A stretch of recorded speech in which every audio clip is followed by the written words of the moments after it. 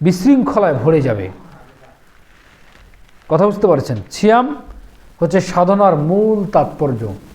সিয়াম এমন একটি বিষয় যা রাখলে, যা পালন করলে বান্দার শিরা উপশিরায়, মানুষের শরীরের ভিতরেও শয়তান প্রবেশ করতে পারে না, অক্ষম হয়ে যায়। বলি আলহামদুলিল্লাহ। সিয়াম এমন একটি বিষয়। ইবাদতের জগতে সিয়াম এক ব্যতিক্রম জিনিস। এই যে ক্ষুধার্ত থাকা, গোপনে খাওয়া যাবে,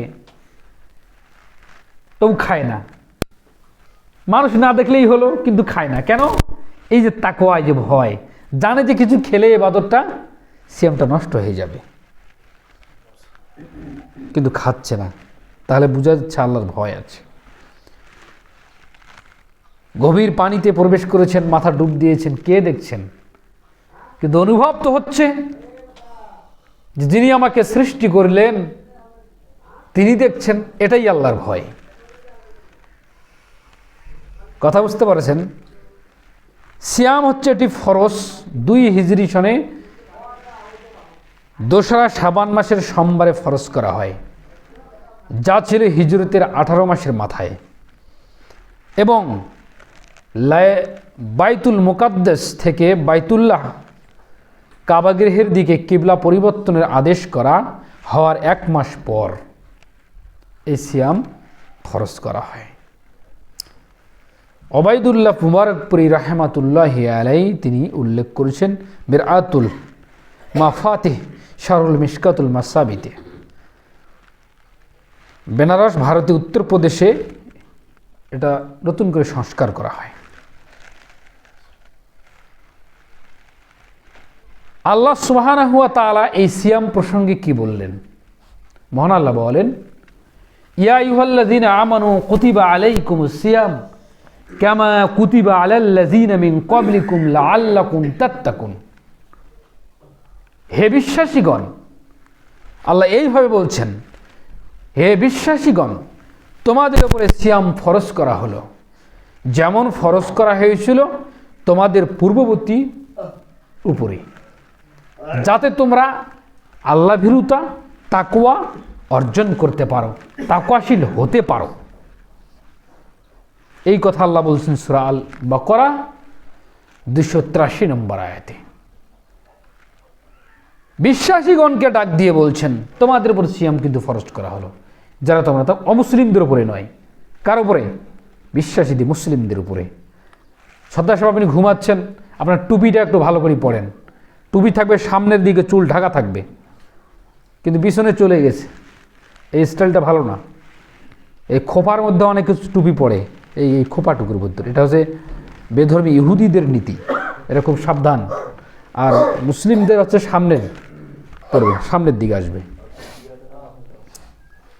যাই হোক, আল্লাহ সুবহানাহু ওয়া তাআলা বিশ্বাসীদেরকে ডাক দিয়ে বলছেন তোমাদের উপর সিয়াম ফরজ হলো, অবিশ্বাসীদেরকে নয়।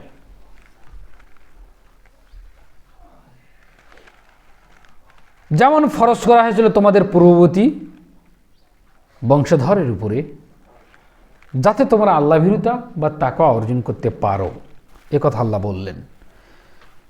জৈনুক বেদুইন সাহাবী এসে রাসূল সাল্লাল্লাহু আলাইহি ওয়াসাল্লামকে বলছেন, জিজ্ঞেস করলো, মা ফারাদাল্লাহু আলাইয়া মিনাস সিয়াম ফাকালা শাহরু রমাদান। আমার উপরে সিয়ামের কতটুকু ফরজ আল্লাহর নবী?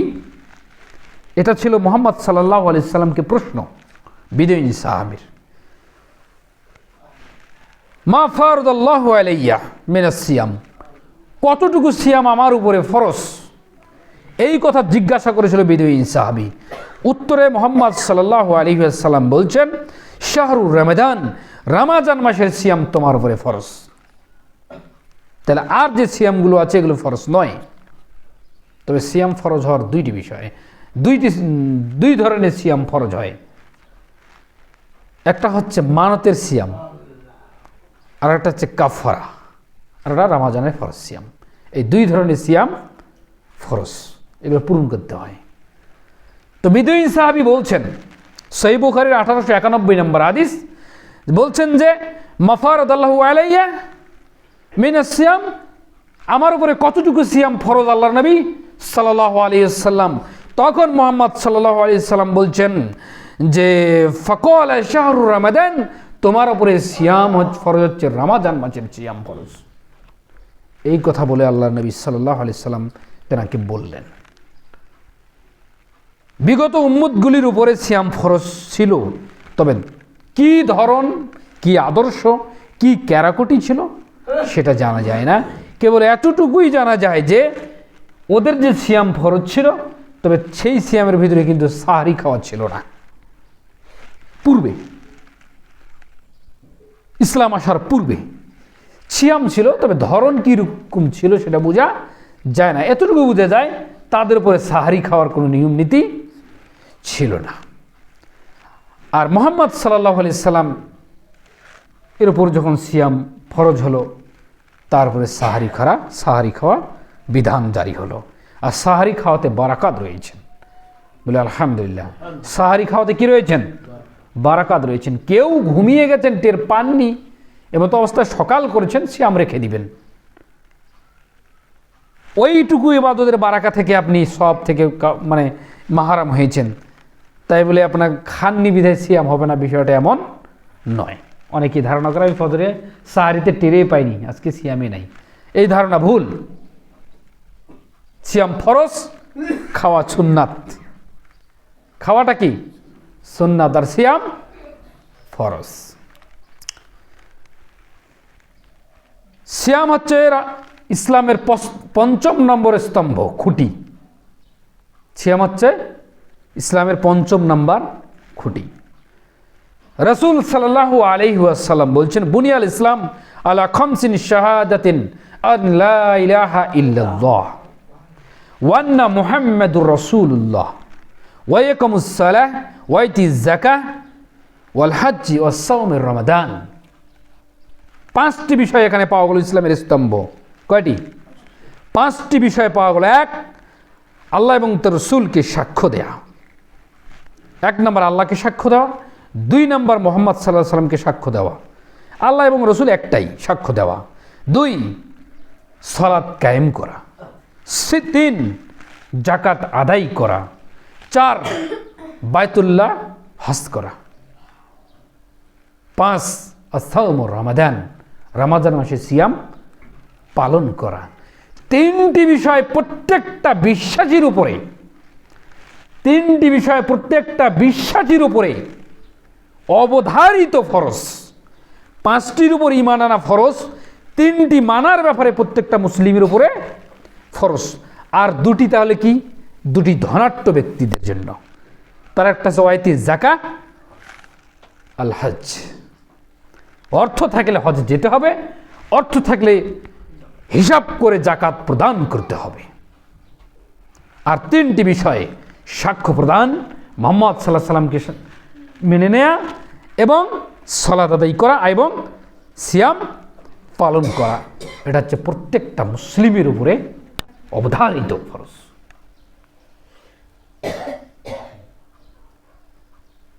তাহলে সিয়াম ফরজ হলো ২ হিজরিতে। সিয়াম আল্লাহ ফরজ করলেন, সূরা বাকারার ১৮৩ নম্বর আয়াত আমরা পেলাম। এবং ইসলামের ৫ম নম্বর স্তম্ভ বা খুঁটি হচ্ছেন সিয়াম পালন করা। এই খুঁটির মাঝে আর কি খুঁজতেছেন আপনি? এই খুঁটির মাঝে পূর্ণাঙ্গ ইসলাম, তাওহীদ এখানে ইত্তেবা, এখানেই সলাতের আদেশ। সলাত নেই, তুমি ইসলামের খুঁটি থেকে বেরিয়ে চলে গিয়েছো। যাকাত নেই মানে ইসলাম থেকে বেরিয়ে চলে গেছো। যাকাত ফরজ হওয়ার পর দাওনি কেন? হজ করার সামর্থ্য আছে, তুমি যাও না কেন? তোমাকে যেতে হবে, বাইতুল্লাহ তাওয়াফ করতে হবে। সিয়াম রাখতেই হবে বাধ্যতামূলক। এরপরও সিয়ামের কাফারা আছে, অসুস্থ ব্যক্তির জন্য, অপারক ব্যক্তি আছে না, অসুস্থ রোগ শোকে মানুষ, মাজুর ব্যক্তি আছে, এদের জন্য কাফারা সময় সাপেক্ষে আমরা ইনশাল্লাহ আসব। রমাজান 1 মাস সিয়াম মুসলমানদের উপরে ফরজ। 1 মাস সিয়াম ফরজ। এত বানাই কিসের? একটি মাস পাপকে মিটিয়ে নেবেন, সব লুটে নেবেন। মুহাম্মদ সাল্লাল্লাহু আলাইহি ওয়াসাল্লাম বললেন, যে রমজান মাস পেল, নিজের পাপকে সংশোধন করে মিটিয়ে নিতে পারল না, তার ধ্বংস হোক। এই কথা বললেন ফেরেশতাগণ, আর মুহাম্মদ সাল্লাল্লাহু আলাইহি ওয়াসাল্লাম বলছেন আমিন, আল্লাহ তুমি কবুল করে নাও। দোয়া পড়লেন কে? ফেরেশতা। আর আমিন বললেন কে? মুহাম্মদ সাল্লাল্লাহু আলাইহি ওয়াসাল্লাম, হে আল্লাহ তুমি কবুল করে নাও। তো রমজান মাস পাবেন, নিজের পাপকে মিটিয়ে নিতে পারবেন না, আপনার মতো আমার মতো হতভাগা জমিনের উপরে আর কে বা হতে পারে? এই আমিন ফিরাবেন কিভাবে? এই আমিন ফিরানোর কোনো বুদ্ধি নেই। বুদ্ধি একটাই, আপনাকে সিয়াম পালন করতে হবে।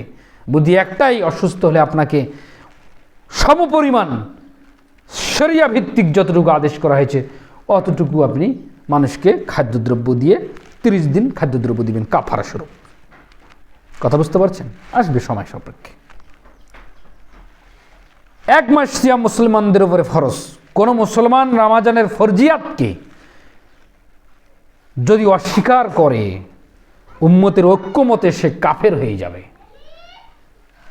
এই রমজান মাস যত কাঁচা লেমন লোক রয়েছে, অনেক লোক রয়েছে অনীহা প্রকাশ করে রমজান মাস কেন যে আসে, আর আসলে যত বিপদ, যত আপত্তি, আর যত কথা, আর যত ঝামলা। এক ইমানদার সেজেছে, মানে কিছু লোক এই ধরনের কিন্তু আছে। ওগুলাও আবার জুমার দিন নামাজ পড়ে, মাঝে মাঝে নামাজ পড়ে, ছেড়ে দেয়, ওগুলোও কালেমা পড়া মুসলমান। এরকম লোক পান কিনা আমি জানি না, এরকম লোক সমাজে আছে, বিরক্ত বোধ করে। যাই হোক, আল্লাহ তাদেরকে হেদায়েত দান করুক, সকলে বলে আল্লাহুম্মা আমিন। যদি এই ফরজিয়াতকে অস্বীকার করলো, উম্মতের ঐক্যমতে সে কাফের। কেন কাফের? ঐক্যমত কথাটা লাগা হয়েছে, কিন্তু অরিজিনালি কাফের। কেন? আল্লাহর একটা ফরজিয়াত বিধানকে সে কি করেছেন? অস্বীকার করেছেন, এই কারণে কাফের। আর যদি স্রেফ অবহেলা, অলসতা বসে ইচ্ছাকৃতভাবে এই সিয়াম পালন না করে, তাহলে সে কাফের নয়, তবে সে কাবিরা গুনাহগার। সে কি? কাবিরা গুনাহগার, বড় ধরনের, বড় থেকে বড় পাপী, কাবিরা গুনাহগার। এটা থেকে তওবা করে তাকে ফিরে আসতে হবে। কিভাবে? বিশুদ্ধ চিত্তে তওবা না করে আল্লাহর নিকট ক্ষমা চাইতে হবে। বিশুদ্ধ চিত্তে তওবা করতে হবে। যদি না করে তাহলে ক্ষমা হবে না। বিশুদ্ধ চিত্তে তওবা করতে হবে, দিকে আল্লাহর দিকে ফিরে আসতে হবে, ক্ষমা চাইতে হবে, এবং যথা নিয়মে রমজান পালন করে যেতে হবে। ইতিপূর্বে যা হয়েছে আল্লাহ তুমি আমাকে ক্ষমা করে দিও। এটার জন্য আবার উমরি কাজা নেই। বিগত এত বছর তো সিয়াম থাকি নেই, বিরক্ত অলসতা করেছি, আমি তো কাবিরা গুনাহগার, এই জন্য আমি এর কাফারা দেব না। এটা করার প্রয়োজন নেই। এটার কাফারা এটাই, আপনি অনুতপ্ত সহকারে আল্লাহর সামনে দণ্ডমান হবেন এবং চোখের পানি ঝরবেন আর বলবেন, প্রতিপালক আমি ভুল করেছি, আমি পাপ করেছি, তুমি আমাকে ক্ষমা করে দিও। আমি বিগত দিন এই কাজগুলো করিনি, আল্লাহ তুমি ক্ষমা করে দিও। আল্লাহ ক্ষমা করে দিবেন। আর তওবার ভাষাগুলো প্রুফ করবেন কি করে? আস্তাগফিরুল্লাহ ওয়া আতুবু ইলাইহি, আস্তাগফিরুল্লাহাল্লাযী লা ইলাহা ইল্লা হুয়াল হাইয়ুল কাইয়্যুম ওয়া আতুবু ইলাইহি। পাটা সোজা করে বসো নামাজের তরিকায়। ভাবসাব তো সবারই এমন, যেন শ্বশুর বাড়ি আসছেন। এটা নিয়ম নয়। অনুগত হতে হবে আল্লাহ এবং তার রাসূলের।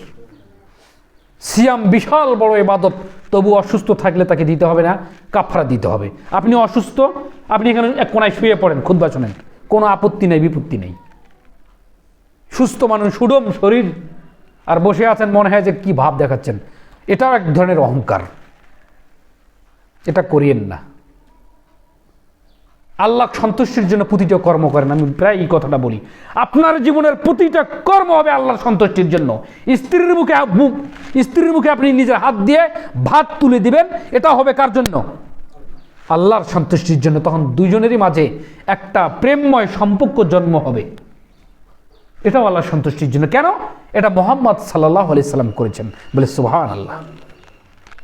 এটা বিধান, এটা শরিয়া। প্রত্যেকটা কর্ম শরীয়ত ভিত্তিক হতে হবে। যেই মোহাম্মদ সাল্লাল্লাহু আলাইহি সাল্লাম নারীদেরকে এত মর্যাদা দিতেন, সেই মোহাম্মদ সাল্লাল্লাহু আলাইহি সাল্লাম তার যুবতী মেয়েকে পিঠের মধ্যে কিল মেরে কয়েক হাত ছিটকে ফেলে দিয়েছেন। মানে ওইখান থেকে আদর্শ আপনাকে নিতে হবে প্রত্যেকটা বিষয়ে। এই সিয়াম কেউ অস্বীকার যদি করে তাহলে কাফের। অলসতা যদি করে, কোনো কারণবশত হেসকারি করছে, অলসতা করছে, অনিয়া প্রকাশ করে রাখেনি, তাহলে সে কাবিরা বড় গুনাহগার। তাকে তওবা করতে হবে, তওবার দোয়াগুলো এইভাবে পড়তে হবে, আর ক্রন্দন করতে হবে। রাতে উঠে দিনে সব সময়ের জন্য বলতে হবে, আল্লাহ বিগত দিন ভুল করেছি, তুমি আমাকে ক্ষমা করে দিও। প্রতিপালক, তুমি বড় ক্ষমাবান, তুমি বড় দয়াবান, তোমার রহমত অনেক। তুমি তোমার 100টি দয়ার মধ্যে তুমি একটি দয়া জমিনে ছড়িয়ে ছিটিয়ে দিয়েছো।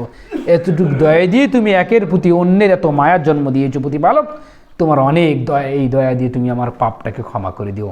ইনশাআল্লাহ আল্লাহ ক্ষমা করে দিবেন। ক্ষমা তো করে দিবেনই, পাপের জায়গাটা আল্লাহ সব দ্বারা পরিপূর্ণ করে দিবেন। সূরা আল ফুরকান 70 নম্বর আয়াত দিকে দেখবেন। আল্লাহ দেখছেন কত দয়াবান। একবার কল্পনা করেছেন, আল্লাহ চাচ্ছেন না মানুষকে জাহান্নামে নিয়ে যাওয়ার জন্য, আল্লাহ চাচ্ছেন না, অথচ জাহান্নাম খালি খাঁ করছে, হালমি মাজিদ, আর কি কিছু আছে আমাকে দাও।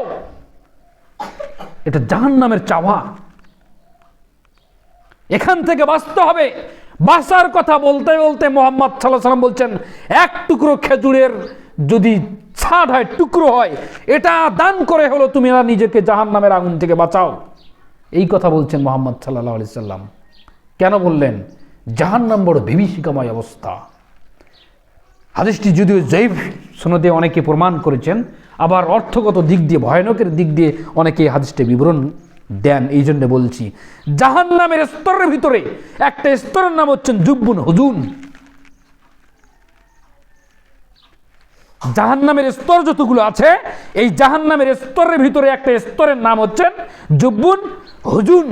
এত পাওয়ারফুল, অন্য অন্য স্তরগুলো দৈনিক 400 বার ওই জুব্বুন হুজুন থেকে বাঁচার জন্য আল্লাহর কাছে ফরিয়াদ করে। আপনি বুঝতে পারেননি কথার ওয়েট কতটুকু, মানে হাদিসের ভাষার ওয়েট কতটুকু। জাহান্নামের ভিতরে আরেকটা জাহান্নামের স্তর রয়েছে, তার নাম জুব্বুন হুজুন। এই সমস্ত জাহান্নামের স্তরগুলো দৈনিক কতবার পানাহা চায় আল্লাহর কাছে? 400 বার পানাহা চায় যে ওই জাহান্নামে আমাদেরকে কাছে নিয়ে যেও না, ওই জাহান্নামে আমাদেরকে প্রবেশ করিও না, ও নিজেও জাহান্নাম। এই ধরনের জাহান্নাম মানুষকে যেতে হবে। আপনি বুঝতে পারছেন কথাটা কেমন হলো? সেখানে দেওয়া হবে মানুষদেরকে। বুঝতে পারছেন জাহান্নাম কত কঠিন। মাসব্যাপী অনুশীলনের মাধ্যমে আল্লাহ ভীরুতা অর্জন করো। এই সিয়ামের মাস সামনে আমরা এসেছি। যদি আগে মারা যাই তাহলে তো গেলাম, তাকদিরে নেই। আর যদি পেয়েই যাই তাহলে পাপকে মিটিয়ে ছাড়বো ইনশাআল্লাহ। সবাই বলেন, পাপকে মিটিয়ে ছাড়বো। ইবাদতে লেগে থাকবো। খাওয়া নিয়ে ব্যস্ত হলে হবে না, খালি সবসময় তো খাবেন। বেঁচে থাকার মানে ওইটুকু খান যেটুকু না খেলে বেঁচে থাকা সম্ভব নয়, ওইটুকু খান। খাওয়া নিয়ে ব্যস্ত থাকিয়েন না। রুজিতে যা আছে একটা দানা রেখে আপনি যাবেন না। বেশি বেশি খাবেন, রুজি শেষ করে ফেলবেন। মৃত্যুর আগে 4-5 মাস যাবত কিন্তু আপনার গলায় কিন্তু কোনো খাদ্য যাবে না, এটা মনে রাখবেন। কথা বুঝতে পারছেন? কোনো খাদ্য যাবে না। তাহলে কি যাবে? ওই তরল পানি আল্লাহ খাওয়ার মতো একটু ব্যবস্থা করে দিবে। ওই পানিটুকু রেজে গেছে আপনার।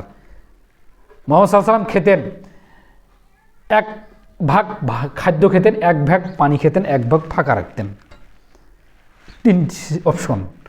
তাহলে শ্বাস প্রশ্বাস ভালো লাগতো, শরীরের সুস্থতা ভালো লাগবে। খাদ্যই খেয়েছেন কনকনা করে, পানি খাওয়ার কোনো সময় নেই, মানে পানি খাওয়ার কোনো জায়গায় নেই।